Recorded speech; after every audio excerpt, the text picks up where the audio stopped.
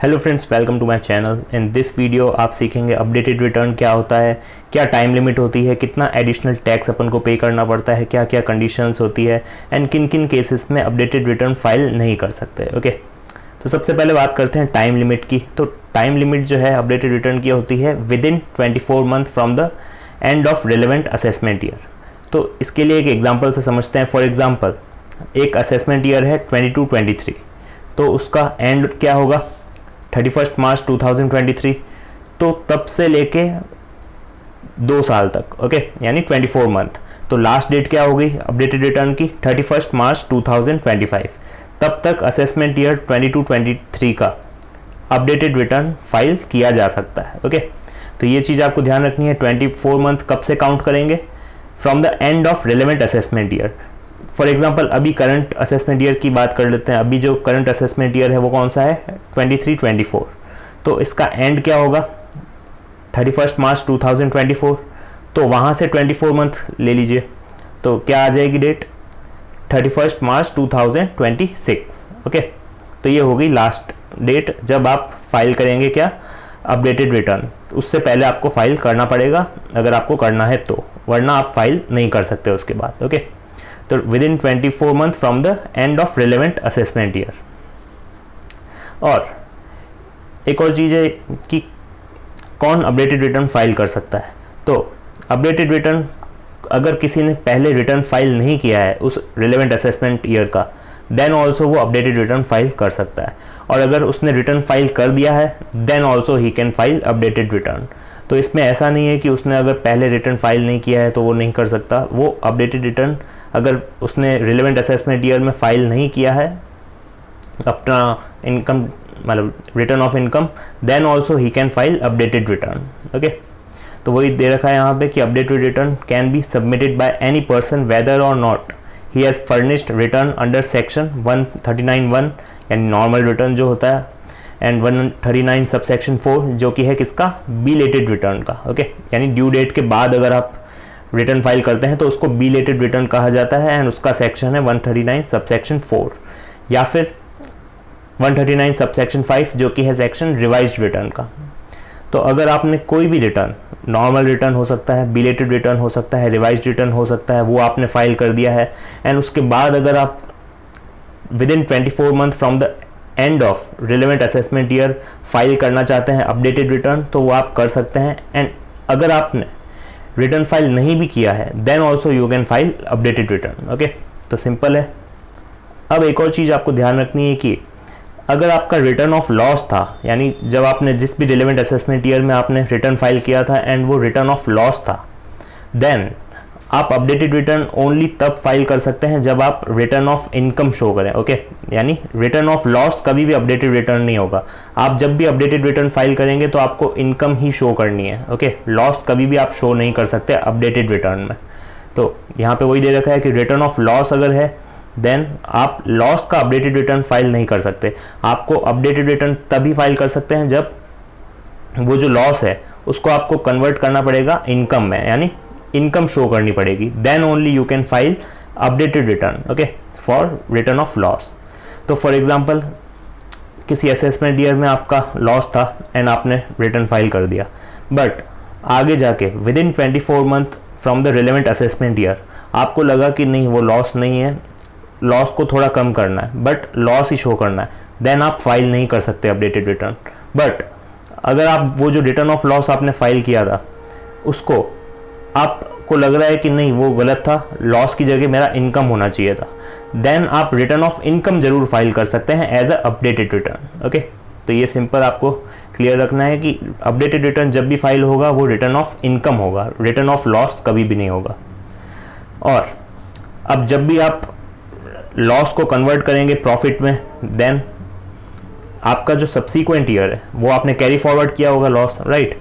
For example, assessment year 23-24 में मेरा loss था 2 लाख का, एंड नेक्स्ट ईयर यानी सब्सीक्वेंट असेसमेंट ईयर 23-24 में मैंने जब शो किया होगा तो क्या किया होगा, लॉस जो मैंने कैरी फॉरवर्ड किया है, राइट। तो उस केस में क्या होगा, जो सब्सीक्वेंट ईयर है वो भी आपको रेक्टिफाई करना पड़ेगा, यानी उसके लिए भी आपको अपडेटेड रिटर्न फाइल करना पड़ेगा। ओके, तो ये चीज़ क्लियर रखनी है, बिकॉज लॉस का जब भी आप अपडेटेड रिटर्न फाइल करेंगे तो उन सारे सब्सिक्वेंट ईयर्स का भी आपको फाइल करना पड़ेगा, बिकॉज लॉस जो है वो कैरी फॉरवर्ड होते हुए आ रहा है। तो वो जो रिलेवेंट असेसमेंट ईयर का अपडेटेड रिटर्न फाइल कर रहे हैं उसका अगले वाला भी आपको फाइल करना है एंड उसके नेक्स्ट वाला भी फाइल करना है अगर उसमें भी आपने कैरी फॉरवर्ड किया है, राइट। तो ये चीज़ ध्यान रखनी है आपको इसमें।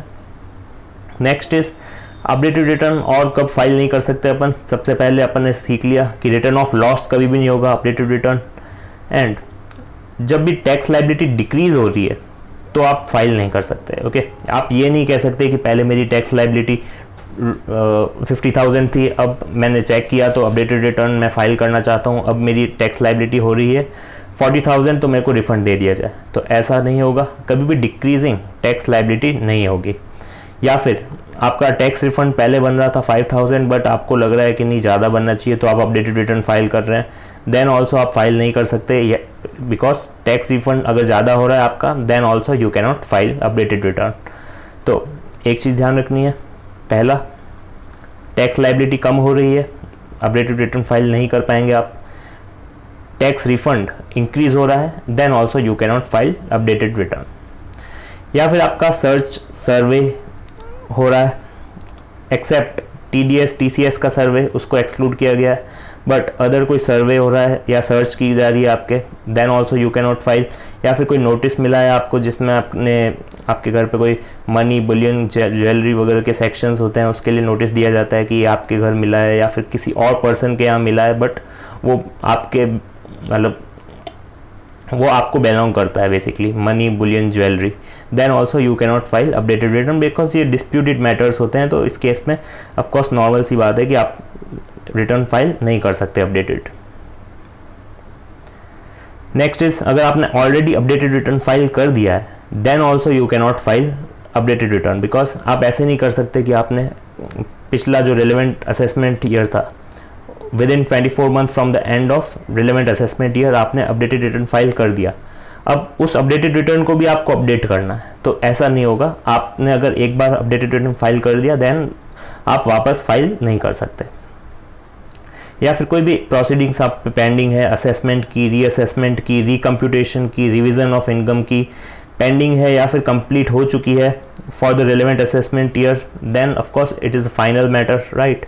तो उसमें अपडेटेड रिटर्न फाइल करने की कोई रिक्वायरमेंट भी नहीं है और आप कर भी नहीं सकते। तो अगर आप ढंग से देखेंगे तो बेसिक से पॉइंट्स है, इसमें कोई भी टेक्निकल चीज़ नहीं है, सिर्फ आपको इतना ध्यान रखना है कोई भी डिस्प्यूटेड मैटर है, सर्च सर्वे या नोटिस दिया गया है आपको रिगार्डिंग मनी बुलियन ज्वेलरी जो किसी के घर मिली है या फिर आपके खुद के घर मिली है एंड आपको नोटिस दिया गया है उसके रिगार्डिंग, तो उस केस में आप बेसिकली अपडेटेड रिटर्न फाइल नहीं कर सकते। और दो चीज़ें और है, लाइक कोई डबल टैक्सेशन रिलीफ के जो सेक्शंस हैं उसके रिगार्डिंग कोई इन्फॉर्मेशन आपको दी गई है, then also you can not file. And अगर कोई भी इंफॉर्मेशन है असेसिंग ऑफिसर के पास रिगार्डिंग सच पर्सन कि उसके पास पोजेशन में कुछ ऐसे मटेरियल्स हैं जो वायलेट करते हैं provisions of the relevant act. अब ये एक्ट कौन से हैं? Prevention of money laundering act हो सकता है, black money act, imposition of tax act, prohibition of benami property, smuggler and foreign exchange manipulators, इन सब एक्ट्स की एक लिस्ट है। उसमें अगर आपने कोई भी वायलेशन किया है एंड उसकी इंफॉर्मेशन आपको दी गई है then also you can not file updated return. Okay, तो ये सिंपल से छोटे मोटे पॉइंट्स है जो आपको ध्यान रखना है। नॉर्मली इतना तो पता ही रहता है कि अगर कोई भी डिस्प्यूटेड मैटर है उस केस में आप अपडेटेड रिटर्न फाइल नहीं कर पाएंगे, right. And in case of pending proceedings, कोई भी प्रोसीडिंग्स पेंडिंग है या फिर कंप्लीट हो चुकी है असेसमेंट की, रीअसेसमेंट की, रिकम्प्यूटेशन की, तो वो ऑलरेडी कंप्लीट हो चुकी है या ऑलरेडी पेंडिंग है तो आप ऑफ कोर्स वो क्यों अपडेटेड रिटर्न फाइल करेंगे, राइट। तो ये चीज़ आपको ध्यान रखनी है। नेक्स्ट अब बात करते हैं एडिशनल टैक्स की, बिकॉज आपको जो 24 मंथ मिल रहे हैं तो उसमें आपको कुछ एडिशनल टैक्स भी पे करना पड़ेगा, बिकॉज ऐसे ही तो 24 मंथ मिल नहीं रहे। तो इसमें वही रेट दे रखी है, 25% एडिशनल टैक्स आपको पे करना पड़ेगा या फिर 50% टैक्स रेट, 50% एडिशनल टैक्स। तो ये कब 25% एप्लीकेबल होगा, कब 50% होगा, तो उसकी बात करते हैं। तो एग्जाम्पल अपना वही रहेगा जो अपन ने स्टार्टिंग में लिया था, राइट। स्टार्टिंग में मैंने जो करंट ईयर का एग्जाम्पल लिया था ना कि 24 मंथ कब तक काउंट होंगे, तो लास्ट डेट जो आई थी अपडेटेड रिटर्न की वो आई थी 31 मार्च 2026, राइट। तो उसी का एग्जाम्पल लेंगे सिंपल सा। तो इसमें सबसे पहले जो अपडेटेड रिटर्न अगर कोई एसएससी फाइल कर रहा है after expiry of time available, because अगर टाइम अवेलेबल है ऑलरेडी तो उसने फाइल कर ही दिया होगा बिलेटेड रिटर्न में, राइट। तो उस केस में अपडेटेड रिटर्न की तो बात ही नहीं आएगी। तो वो कब अपडेटेड रिटर्न फाइल करेगा? After the expiry of the last date of belated return. तो last date of belated return या रिवाइज रिटर्न क्या होती है? 31 मार्च 2024, बट उसके 3 महीने पहले यानी 31 दिसंबर 2023 होती है last date of filing belated return या फिर रिवाइज रिटर्न। तो अपडेटेड रिटर्न कब फाइल करेगा उसके बाद? बिकॉज उससे पहले तो रिवाइज रिटर्न फाइल कर देगा, बिकॉज रिवाइज रिटर्न का कोई ऐसा तो है नहीं एक बार ही कर सकते हैं, 2 बार ही कर सकते हैं। रिवाइज रिटर्न तो कितनी बार भी कर सकते हैं। तो बस लास्ट डेट क्या होती है उसकी? 31 दिसंबर 2023। तो उसके बाद अगर कोई एसएससी अपडेटेड रिटर्न फाइल करता है but with in 12 month from the end of relevant assessment year, तो असेसमेंट ईयर कौन सा है यहाँ पे? 23 to 24, राइट। तो इसका एंड क्या है? 31 मार्च 2024। तो वहाँ से लेके 1 ईयर कैलकुलेट करना है। तो वहाँ से 1 ईयर कैलकुलेट करेंगे तो आएगा 31 मार्च 2025। ओके। तो इसके बीच अगर कोई एसएससी अपडेटेड रिटर्न फाइल करता है तो उसको पे करना पड़ेगा क्या? Additional tax. जो टैक्स बन रहा है ऑलरेडी वो तो अपन को पे करना ही है, यानी जो एडिशनल टैक्स बन रहा है वो तो पे करेंगे। यानी जो पहले अपन ने टैक्स पे कर दिया है और अभी जो अपन इनकम शो कर रहे हैं इंक्रीज हुई हुई, राइट, तो उस पर जो एडिशनल टैक्स है वो तो पे करना ही है। बट 25% एक्स्ट्रा किसका? एडिशनल टैक्स का। यानी जितना भी एक्स्ट्रा अपन एडिशनल टैक्स पे कर रहे हैं उसका 25% अपन को और क्या करना पड़ेगा? देना पड़ेगा। ओके। और 25% ऑफ टैक्स प्लस इंटरेस्ट, और इंटरेस्ट में अपन ये सारी चीज़ें कंसिडर कर लेंगे जो टीडीएस डिडक्ट हुआ था या जो अपन ने पहले टैक्स ऑलरेडी दे दिया है, मैट क्रेडिट, एएमटी वगैरह, ये सब चीज़ें अपन कंसिडर कर देंगे। ओके। तो ये चीज़ ध्यान रखनी है अपन को। और अब फॉर एग्जांपल 24 मंथ का टाइम रहता है बट यहाँ पे 12 मंथ कंप्लीट हो चुके हैं, बट 12 मंथ कंप्लीट होने के बाद वो एसएससी अपडेटेड रिटर्न फाइल करता है but before the expiry of 12 month from the end of relevant assessment year, after the expiry of 12 month from the end of relevant assessment year but before the completion of 24 month from the end of relevant assessment year। तो यानी 31 मार्च 2025 से 31 मार्च 2026 तक अगर वो file करता है updated return, then उस case में उसको 50% of the aggregate of tax and interest पे करना पड़ेगा। Okay, additional basically. तो इसमें 2 चीज़ें आपको ध्यान रखनी है, 50% एंड 25%। एंड टाइम लिमिट्स मैंने बता दिया आपको, विद इन 12 मंथ कर देंगे देन उस केस में 25% एंड विद इन मतलब after 12 month but before 24 month then 50%। Okay.